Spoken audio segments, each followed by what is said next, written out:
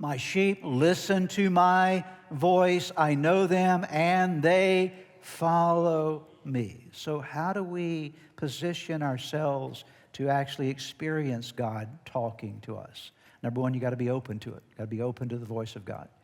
You can't shut the voice of God out in your life and expect God to somehow get his message across to you.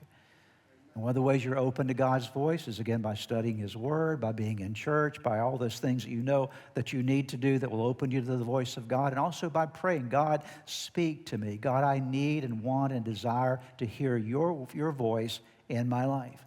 The second thing is a warning. Be aware of the fact that you've got to recognize this tendency to self-confirm your wants and your will in your life.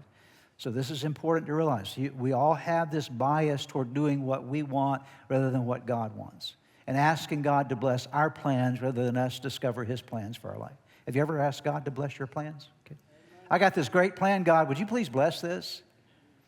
And we want to obligate God to our plans, and God will never be obligated to our plans because his plans are always superior to our plans. So it's extremely important that we don't try to push God into that mold of what we want in our lives, but we're laying our will down on the altar and surrendering our desires to him and say, God, what I want doesn't really matter. It's what you want in my life. Then number three, as I've already mentioned, live in good spiritual community. Be a part of church life.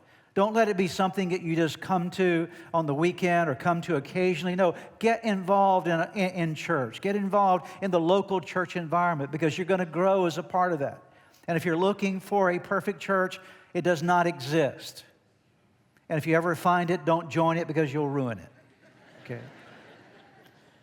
It's extremely important to tell people, I'm looking for the perfect church, looking for the perfect church. Well, it's not going to happen. It doesn't exist. We're all human. We're all broken people. We're all on a journey, and we need to be in that journey together. So you need to get in good spiritual community because God will guide you as a part of being in good spiritual community. Then I would remind you, slow down and wait for clarity. You don't need to be in a hurry to discover God's will for your life. God's not in a hurry. If he's not in a hurry, you don't need to be in a hurry either. Just slow down and wait for him to give you clarity in your life. It's okay for it to take some time. And then I would say this as well on the other side of what I mentioned a moment ago. Don't let favorable or desirable circumstances be your primary life guide. I've seen people make this mistake. Well, it's got to be God's will. This amazing circumstance opened up. This amazing opportunity opened for me. It's got to be God's will. Well, just because a great opportunity opens for you doesn't mean that's God's will for your life. Did you know that? It can be the greatest opportunity in the world, but it can be the worst thing you could ever do in your life.